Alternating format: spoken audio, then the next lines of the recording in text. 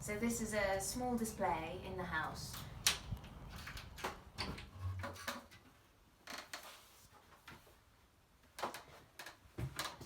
And this is a rather special piece, dear to many of our hearts. This is the Devoted to Darcy Forever fan club fan. And it was actually made in 1996 by a Dutch artist called Aafke Brouwer. And it was made for a friend of hers who was, like Brewer, real fan of Jane Austen. And it was made in 1996, just after that iconic BBC adaptation of Pride and Prejudice. And I think you'll agree that the depiction of Mr. Darcy in the middle does bear a striking resemblance to Colin Firth's portrayal of Mr. Darcy.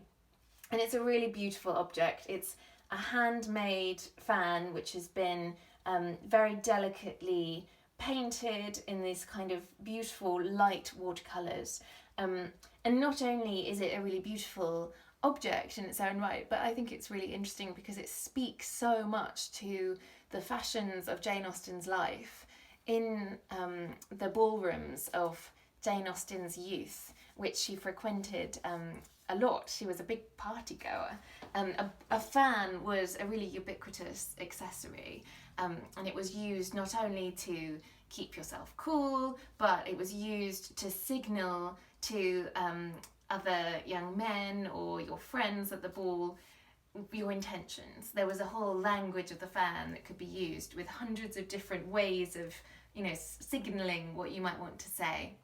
So you could say, come over here, or go away, or I want to dance, with your fan. And Jane Austen certainly would have had many fans. She wrote about them in her letters. She mentions going to balls and taking a fan with her.